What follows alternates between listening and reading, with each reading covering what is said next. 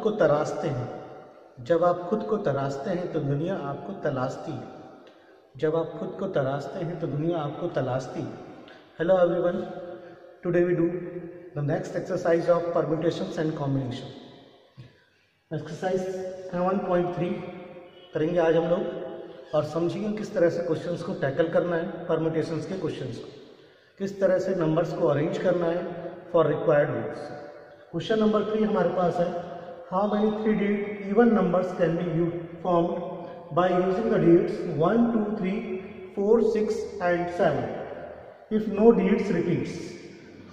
अगर digits repeat ना करें तो we have the digits 1, 2, 3, 4, 6 and 7।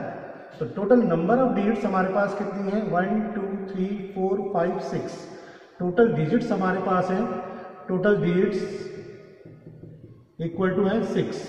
Number of digits हमारे पास है 6। हमें इवन नंबर चाहिए तो यूनिट प्लेस, टेंस प्लेस और 100 3 प्लेस हमें भरने हैं। और इवन नंबर के लिए यहाँ पर क्या क्या आ सकता है? 6 आ सकता है, 2 आ सकता है, 4 आ सकता है। दैट मीन्स यूनिट प्लेस हम कितने तरीके से भर सकते हैं? बाय 2 और 4 और 6। तो कितने तरीके हैं? 3 वेज। यूनिट प्लेस को भरने के हमारे पास कितने तरीके हैं? 3 वेज। 3 वेज जब से भर देंगे उसके बाद टेंस प्लेस को कितने तरीके से भर सकते हैं? एक प्लेस हमारा, एक डिजिट हमारी यूज हो गई, नंबर ऑफ डिजिट्स हमारे पास कितनी बची? 5। 6 में से एक डिजिट यूज हो गई, देन वी हैव 5 डिजिट्स। तो सेकंड प्लेस और tens place can be fill in 5 veg,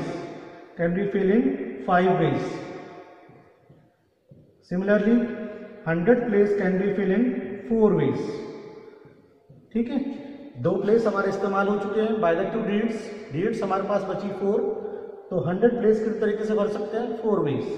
therefore required numbers, जो हमारे पास नंबर आएंगे, how many 3 numbers, even numbers, equal to हो जाएगा 4 × 5 × 3, दैट इज इक्वल टू 60। तो इस तरह से by using 1, 2, 3, 4, 6 and 7 we can form 60 even numbers when digits will not be repeats itself. Okay, so in this way we do this question, note it, then we see the next question. Next question देखते हैं, question number 6, if n-1 p3 ratio n p4 equal to 1:9 find the value of n। n की value हमको find out करनी है, तो देखते हैं किस तरह से हम इसको सॉल्व करेंगे।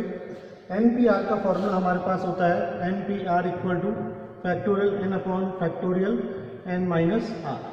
इस फॉर्मूले का यूज हम करेंगे यहाँ पर, तो ये हो जाएगा हमारा n-1 factorial upon n-1 -3 ratio factorial n upon factorial n-4 equal to 1:9।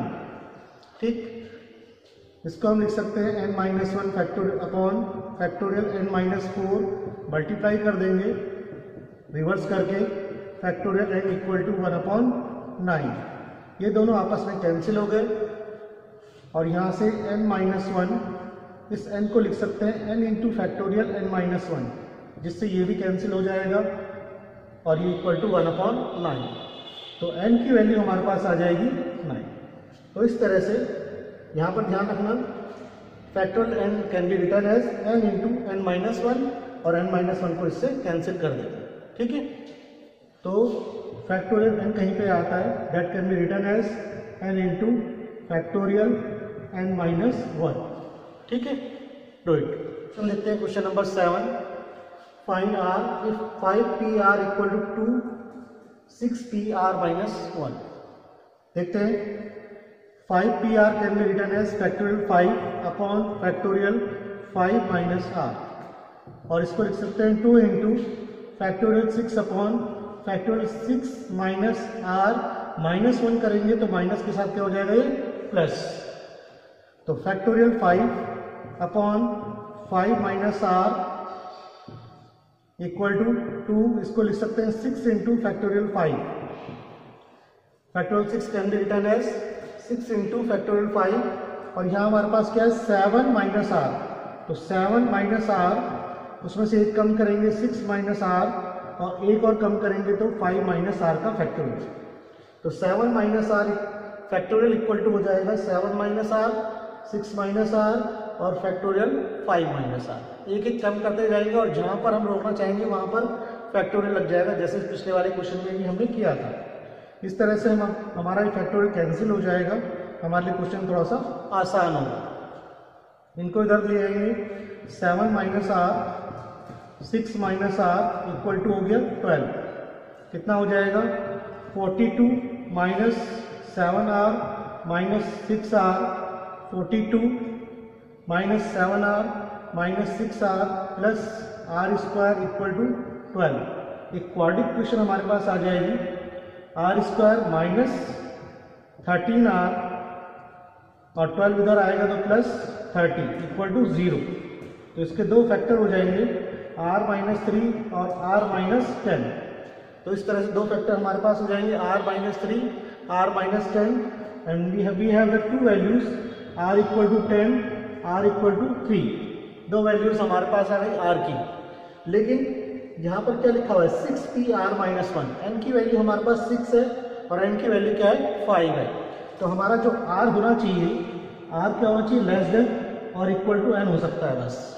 तो r की वैल्यू n से कम होनी चाहिए और n हमारे पास मैक्सिमम कितना है 6 ही है। तो r की वैल्यू 3 होगी, 10 नहीं हो सकती। तो ये आंसर रॉन्ग होगा और r इक्वल टू क्या होगा 3। ठीक है, this is the answer. Noted. Next question देखते हैं, क्वेश्चन नंबर 10। बहुत ही इंपॉर्टेंट कॉन्सेप्ट और क्वेश्चन दोनों ही चीज। In how many distinct permutations letter of the word Mississippi do 4 I's not come together. मतलब है मिसिसिपी वर्ड से कितने वर्ड्स बनाए जा सकते हैं जिनके अंदर 4 आइज एक साथ ना आए।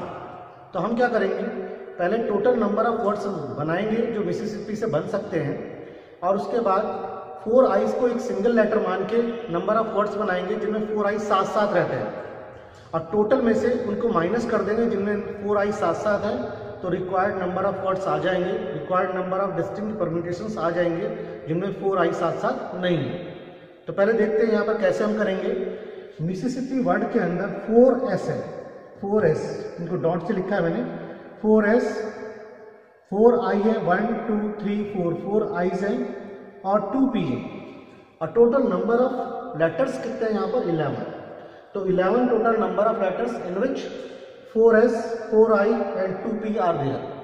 और इस तरह से जब एक तरह के कुछ लेटर्स होते हैं तो टोटल नंबर ऑफ परम्यूटेशंस जो हमारे बनते हैं that factorial n upon factorial p factorial q factorial r।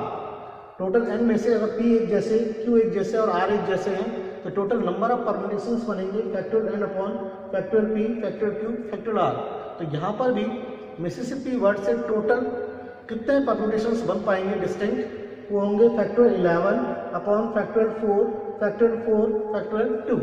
इस पूरे को सॉल्व करेंगे हम कैलकुलेट करने के बाद, then we get 34650 34,650 distinct permutations मिलेंगे हमको इस वर्ड से। अब हम क्या करेंगे, ऐसे वर्ड्स निकालें जिनमें 4 आई साथ साथ है। तो 4 आई को एक सिंगल लेटर कंसिडर करेंगे हम, considering 4 I as single letter. ये पूरा बॉक्स है जिसमें 4 आई हमने एक साथ डाल दिए हैं, ये 4 आई एक साथ हो गए और बाकी कितने लेटर बचे 7। तो 7 और 1 ही, टोटल नंबर ऑफ लेटर्स हमारे पास कितने आ गए अब 8। 8 में से 4 ऐसे हैं और 2p है। आइज आपस में कोई तरीका नहीं है इधर उधर होने का, बस एक ही तरीका है, इधर से उधर सेम है, तो कुछ चेंज नहीं हो सकता इसके अंदर, चारों आई एक ही तरीके से साथ रह पाएंगे। तो टोटल नंबर ऑफ परम्यूटेशंस कितने बनेंगे जिनके अंदर 4 आई साथ साथ होंगे। तो टोटल नंबर ऑफ लेटर्स 8 है, 4 ऐसे है और 2p है। इसको कैलकुलेट करेंगे तो वी गेट 840 डिस्टिंक्ट परम्यूटेशंस ऐसे हैं जिनके अंदर 4 आई साथ साथ हैं। और हमें क्या चाहिए, वो permutations, number of distinct permutations जिनमें 4 आई साथ साथ नहीं है। तो टोटल परम्यूटेशंस जो हमारे पास बने दैट इज 34650 में से जिनमें 4 आई साथ साथ है 840, इसको माइनस कर देंगे तो हमारे पास required number of distinct permutations आ जाएंगे 33,810 जिनमें 4 आई साथ साथ नहीं होंगे। ओके, तो इस तरह से हम इस कॉन्सेप्ट का इस्तेमाल करके इस क्वेश्चन को सॉल्व करेंगे। नोटेड।